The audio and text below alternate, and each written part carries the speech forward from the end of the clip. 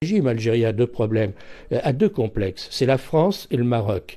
La France, pour les raisons qu'on connaît, on ne va pas revenir sur cette affaire, mais le Maroc, encore pire. Parce que le Maroc est une vieille nation qui a 12 siècles d'existence, qui a une forte identité, et l'Algérie, il faut bien le dire, a été créée par la France.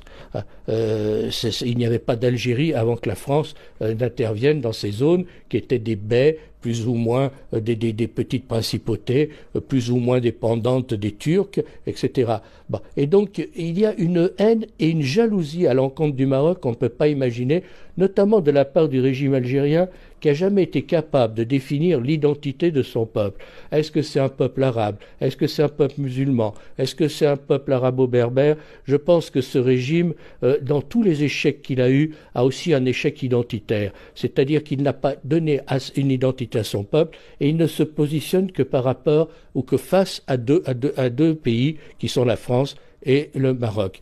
Et donc, c'est dans les gènes du régime algérien séparatiste, mais l'Algérie, elle est un peu comme le lapin du Racel.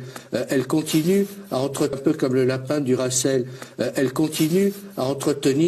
par haine du Maroc, comme il y a aussi une haine de la France en Algérie. Il y a deux pays que le régime algérien, les régimes algériens qui se sont succédés depuis l'indépendance ne supportent pas, c'est la France et le Maroc. Parce que, alors le Maroc, on comprend très bien, il y a un complexe. Le Maroc est une vieille nation avec une vieille civilisation, avec une vieille unité nationale qui regroupe les Berbères et les Arabes et qui se sont mixés. Et parce que, alors le Maroc, on comprend très bien, il y a un complexe. Le Maroc est une vieille nation avec une vieille civilisation, avec une vieille unité nationale qui regroupe les Berbères et les Arabes et qui se sont mixés. Et là, il s'en sort beaucoup mieux. D'ailleurs, à un moment, ils avaient parce que il y a eu la fermeture des frontières et puis une réouverture des frontières.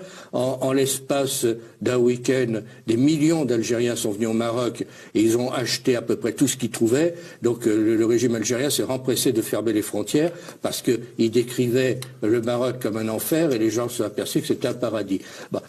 Il décrivait le Maroc comme un enfer et les gens se sont aperçus que c'était un paradis. De sécurité, parce que toutes les grandes puissances savent que c'est un conflit qui n'aboutira jamais, que le Maroc est chez lui au Sahara et que personne ne veut d'un État indépendant au sud du Maroc. Il est très clair que le projet algérien est voué à l'échec et qui ne peut pas aboutir. Et c'est un argument dont il est difficile de parler quand on ne connaît pas l'âme profonde de ces deux peuples. Lorsqu'on ne connaît pas l'âme profonde du peuple algérien, lorsqu'on ne connaît pas l'âme profonde du peuple marocain, les Algériens font un complexe d'infériorité par rapport aux Marocains. Ils font un complexe d'infériorité car ils ne sont en fait que des parvenus de l'histoire. Je ne le dis sans aucune agressivité, je le dis en toute amitié. Ce sont des parvenus de l'histoire.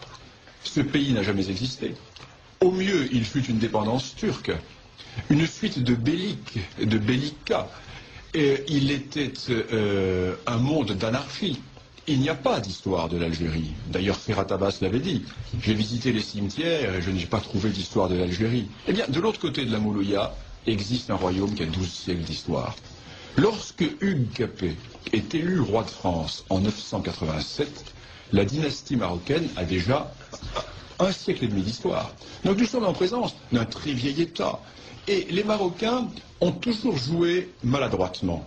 Parce que ce sont des gens bien élevés, ce sont des gens polis, ce sont des gens qui, sûrs de leur bon droit, ont pensé qu'ils pouvaient discuter avec les Algériens comme on discute entre gens bien élevés.